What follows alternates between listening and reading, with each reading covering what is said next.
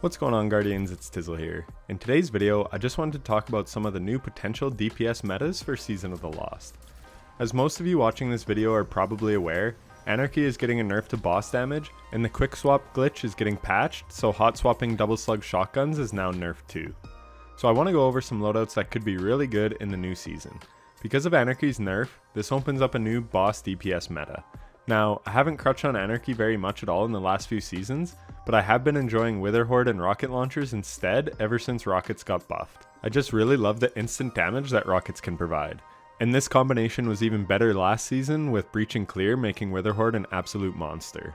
Anyways, if we want to stick with two special weapons for DPS, then I am thinking autoloading holster may be everyone's new best friend. So I'll break down the DPS of a loadout I am really excited to try, and then give a couple other loadout suggestions for various situations. So the first loadout I think will be really good is Wither Horde paired with a slug shoddy like first and last out for a boss you can get close to, such as Templar or Taniks, or an energy sniper with Vorpal weapon if the boss is at a distance. I have a roll on Frozen Orbit that I love with autoloading and Vorpal.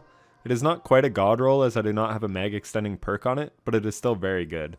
The Uzume Nightfall weapon can also come with Vorpal weapon, so that's another good option for an energy sniper. And then in the heavy slot you could use a rocket launcher, you could use a Hezen Vengeance with overflow or autoloading with Vorpal or lasting impression. Code Duello or Royal Entry also come with autoloading holster and lasting impression. But a weapon I am so excited for is the new Ritual rocket launcher that comes with explosive light. If you don't know, this perk buffs your damage when you pick up an orb of light. It was on the Wendigo GL3, a former ritual weapon that got sunset, and if I recall, it buffed the damage by 50% on your grenades. This made Wendigo an absolute DPS monster for its first 6 shots because you could only hold up to 6 stacks of blinding light. We'll see how this perk works on the new rocket launcher, but I could see us only being able to hold 1 stack of explosive light, so it may be more of a burst DPS option rather than a sustained option. But rest assured, when I get my hands on it, I will be testing exactly how it works and probably make a video on it. Suffice to say, I think the new rocket launcher could be very strong and maybe stronger than lasting impression. Anyways, get yourself a good rocket launcher and the Wither Horde catalyst because it gives Wither Horde autoloading holster and you can go to town for DPS. So let's take a look at a DPS rotation with Wither Horde, the Frozen Orbit with autoloading Vorpal, and a Code Duello with autoloading Vorpal. We're testing on a Lost Sector boss so that you can see the damage, and then we'll break down the numbers. First of all, I am counting the explosion of the lasting impression rocket in the DPS calculation, so the numbers may actually be slightly higher than this because we can technically continue doing damage before we wait for the explosion. But from the moment I fire my Wither Horde to the moment the lasting impression rocket blows up is 4.8 seconds. The Wither Horde initially hits for 1063 damage, and then ticks for 5439 damage for about 9.883 seconds. It ticks 17 times in that time frame, so we have a DPS of 9356 just for tick damage. But we also initially hit for 1063, so when we factor that in, we get a DPS of 9463 just from Wither Horde. Next, the Frozen Orbit Sniper Rifle hits 3 times for crits at 30,139 damage. I missed a crit, but we are going to be talking optimal DPS here. 3 sniper shots at max rate of fire takes 1.667 seconds, for a DPS of 18,080. Lastly, the rocket launcher hits for a total of 91,707 damage. 17,113 is on impact, and 74,594 on the explosion. So the total damage we are getting in a 4.8 second rotation is 44,575 damage from Wither Horde, 90,417 damage from 3 Frozen Orbit crits, and 91,707 damage from a lasting impression rocket. This is a total damage of 227,699 damage in 4.8 seconds, which is a DPS of 47,437. It's not an amazingly high number, but what is great is that the damage does not really go down. Here, if we look at a cycle of 2 damage rotations, it takes 10.167 seconds. You do have to wait a small bit for autoloading holster to proc on the sniper, otherwise you will have to reload. So the skill gap here is getting your timing perfect with autoloading holster. I've been crutching on autoloading for a while, so I'm definitely used to the timing, and it just takes a little bit of practice. That being said, the DPS in a 2 cycle rotation is 46,359, so only a drop off of about 1,000 DPS, and this is super sustainable DPS. One thing to mention is I did calculate another 15,935 damage in the second cycle, because when you hit a boss with another Wither Horde shot and they are already ticking from damage, it does extra damage, as you can see in the background. So even though this DPS isn't as strong as Double Slugs and Anarchy, it is very sustainable DPS because you never have to reload. So I just wanted to bring light to the fact that autoloading holster may be the new meta. And speaking of holster mods, that brings me to my next point. The new holster mods Bungie is introducing will be awesome with Reservoir Burst fusions. You could use a Null Composure or a Plug 1 with Reservoir Burst. This adds 33% more damage, I believe, but it is only applied on the first shot of a full magazine. So realistically, you can probably fire off one shot, shoot your rocket and Wither Horde, and then fire off another Reservoir Burst round because it will auto reload because of the holster mod. So this is another potentially strong option and a good burst DPS option. Another option could still be swords depending on the boss fight. And yet another good DPS option is honestly Deathbringer if you have the catalyst. I use Deathbringer a ton on Atheon because it is so versatile. I could take out a ton of harpies with one shot so that we have a safe DPS phase and still have plenty of ammo for DPS.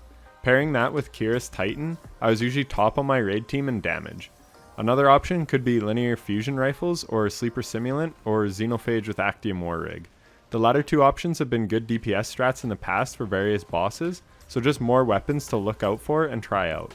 A final good option may still be Cloud Strike or a God rolled Ikelos Sniper or Uzume with Triple Tap and Vorpal with a Mega Extending perk. So much of good boss DPS depends on the encounter. So now I just want to talk a little bit about the Double Slug meta. First In Last Out came out last year in Season of Arrivals, and then Heritage came from the Deepstone Crypt raid. So it wasn't until the Taniks boss fight, along with the Slug shotgun buff that came last year, that slugs were even usable. So less than a year ago. And now we have had a few bosses where they are very viable against, and now it's all anyone wants to use, which is fine. Paired with Anarchy, it is definitely the best tactic if you know how to quick swap.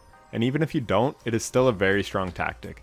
These weapons still will have a place in the game, and hell, they will still be meta for some encounters. But now, at least people aren't pigeonholed into using it. I beat Master Templar and I was the Relic Runner. I used Wither Horde and a rocket and it served me very well, while the rest of the team just thunder crashed him. So don't sleep on Wither Horde and a rocket, first of all. But second, can we quit crying about the quick swap nerf? It will still probably be the best option on Templar. Atheon was soloed by super smart people theory crafting and coming up with an insane way to do damage. Something that is way stronger than Double Slugs. That is the kind of creativity I like to see in this game. I don't tweet a lot, but I do follow a lot of Destiny Twitter very closely, and the amount of people bitching about the quick swap nerf is honestly just annoying. Literally a year ago, no one used Double Slugs, and now all these people act like they will never beat another raid encounter again just because of the nerf. I learned how to quick swap after Taniks, and I tried it a few times, and it was kind of fun to shred them, but then I tried other weapons because I like experimenting. And because I play the hell out of this game, I have a lot of god rolls for every situation. You want to know what I have used on Taniks and still gotten a 1-phase with? A god roll Succession and a god roll Ikelos Sniper. You fire off the Reconstruction Vorpal Succession, which has great ease of use by the way, so consistent damage is much easier to hit. The top players in the world rarely mess up slug swaps, but it can happen. Succession is way more user friendly. And then, when you're out of rounds there, you swap to an Ikelos Sniper and fire off like 14 shots into the boss because of 4th times the charm and a Meg Extending perk. And then, fire 2 more Anarchies on the boss, get booped, reload your Ikelos Sniper while getting booped, and then fire off a ton more shots. Swap to your Reconstruction Sniper, and the boss is dead. And if you run double Sniper reserves, you should still have ammo left for Final Stand, which a Sniper is far better for. So my message to anyone bitching about the slug nerf, you will be fine. Metas change in Destiny, and this is what makes it fun and engaging. If we still had Rally Barricade Sins of the Past Cold Heart meta 4 years after release, I think this game would have a very small player base. Or for that matter, if you were still using Final Round on a shotgun and thermite grenades to melt bosses, you know what I'm saying. Change is good. It keeps things fresh. So quit overreacting to changes that Bungie makes. Anyways, I just wanted to get that rant out because I find Destiny Twitter is just all the top players in the game bitching about things that really aren't that bad. I understand their gripes, but it is not worth freaking out over. And I certainly understand speedrunners' gripes with the mobility changes, but I bet they will always keep coming up with new and exciting ways to speedrun. I love seeing the new things that the community comes up with. Maybe Blink Astrocyte will be the new speedrun meta. Who knows? All I know is, where there is will, there's a way. and myself, along with many other people in this community, will be sure to find new ways to absolutely destroy raid bosses. On Atheon, I have used so-called off-meta strategies and done the most DPS on my team. Just because one strategy is the most popular doesn't make it the most effective or most consistent.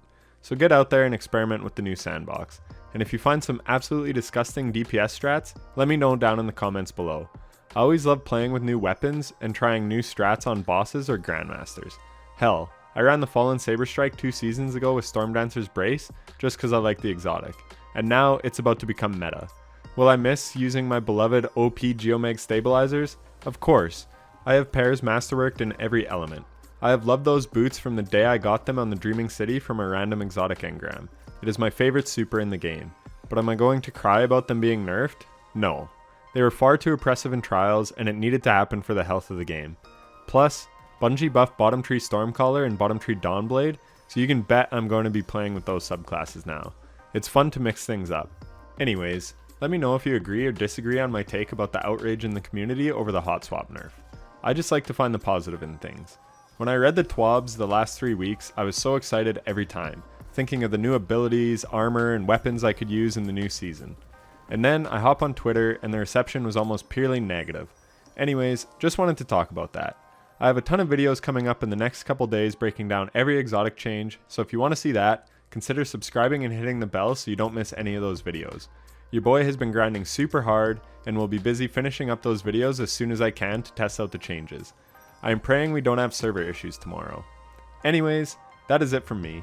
If this video helped you out, a like would be greatly appreciated. Stay positive out there, Guardians, and see you in Season of the Lost. Take care.